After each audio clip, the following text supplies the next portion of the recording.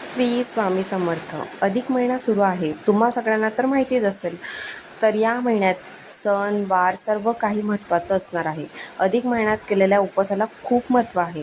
लवकरच गणपती बाप्पांची संकष्टी चतुर्थी येत आहे, म्हणजे विभुवन चतुर्थी येत आहे. तुम्हा सगळ्यांना तर माहितीच आहे. विभुवन म्हणजे काय? तिन्ही लोकांमध्ये प्रकाशमान असणारे, सर्वव्यापी.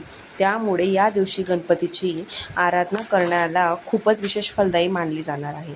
तर अधिक महिन्यात आलेल्या या संकष्टी चतुर्थीचं योग्य तिथी, चंद्रोदयाची वेळ काय आहे आणि सर्वात महत्त्वाचं म्हणजे पूजा अर्चना कशी करावी आणि कोणत्या 3 चुका अजिबात करायच्या नाही आणि संध्याकाळी कापूरचा कोणता उपाय करायचा आहे ते मी तुम्हाला आज या व्हिडिओमध्ये सांगणार आहे.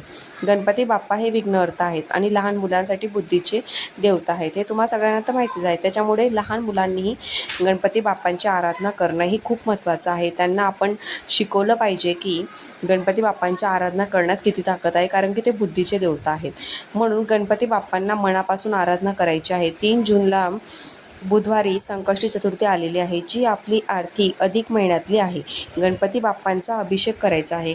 तर गणपती बाप्पांची आराधना आणि उपासना कशी करायची आहे ते मी तुम्हाला सांगणार आहे.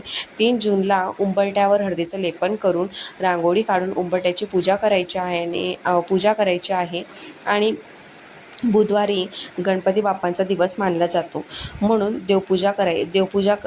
म्हणून त्या दिवशी हा दिवस विशेष मानला गेला आहे. देवपूजा करायची आहे आणि देवपूजा करताना गणपती बाप्पांच्या मूर्तीचा अभिषेक करायचा आहे. प्रत्येक जणांच्या घरात गणपतीची मूर्ती ही अवश्य असते. असं कुठलंच घर नसेल की तिथे गणपती बाप्पांची मूर्ती नसेल. म्हणून तुम्ही अभिषेक नक्की करा. तर सुरुवातीला 5 पड्या पाणी टाकायचं आहे आणि ओम गणपते म्हणायचं आहे. नंतर 5 वेळा पंचामृत टाकून परत ओम गणपते म्हणायचं आहे आणि परत 5 वेळा पाणी टाकून ओम गणपते म्हणायचं आहे आणि गणपती अथर्वशीर्षाचं पठण करायचं आहे. एक वेळा अथर्वशीर्ष म्हटल्यानंतर फलश्रुती जेव्हा म्हणतात त्यावेळी अभिषेक करायचा नाही. त्यावेळी फक्त हात जोडून पठण करायचं आहे. मूर्तीला व्यवस्थित स्वच्छ कापडाने पुसून घ्यायचं आहे आणि जागेवर स्थानार्पण करायचं आहे. ही पूजा तुम्ही वेगळी देखील मांडू शकतात किंवा देवघरात जरी मांडली तरी चालेल. आणि नंतर हळदी कुंकू जानवं आणि लाल कलरचं पुष्प हे अर्पण करायचं आहे. सगळ्यात महत्त्वाचं म्हणजे 21 दुर्वांच्या जोडींचा हार अर्पण करायचा आहे. 21 दुर्वांचा जोडींचा हार नसेल तर तुम्ही एक जोडी त्यात 21 दुर्वा अर्पण करू शकतात. त्या दुर्वांना स्वच्छ असं धुवून घ्यायचं आहे आणि त्यांच्या खालच्या भागाला हळदी आणि कुंकूत बुडवून गणपती अथर्वशीर्ष म्हणून त्या गणपती बाप्पांना अर्पण करायचं आहे. आणि नैवेद्यात तुम्ही मोदक दाखवू शकतात, मिठाई दाखवू शकतात किंवा पंचामृत जरी दाखवला तरी चालेल. आणि नंतर संकटनाशन स्तोत्राचं पठण करायचं आहे. दिवसभर हा व्रत करायचा आहे.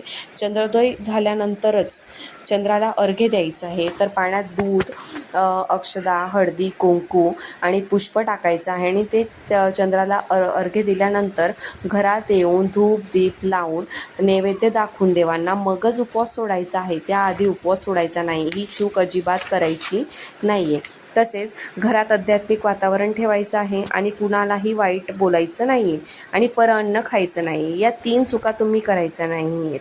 आणि चंद्रोदयाची वेळ ही प्रत्येक गावानुसार शहरानुसार बदलत जात असते. तर पुण्यामध्ये चंद्रोदयाची वेळ ही 9:46 आहे. लहान मुलांची बुद्धी चालत नसेल, त्यांना ते लवकर कुठल्याही गोष्टी विसरत असतील तर त्यांना हा उपाय नक्की करायला सांगा. त्यांना 1 वेळा गणपती अथर्वशीर्ष म्हणायला सांगा आणि 21 दुर्वाच्या जोड्या आणि लाल फूल हे अर्पण करायला सांगा.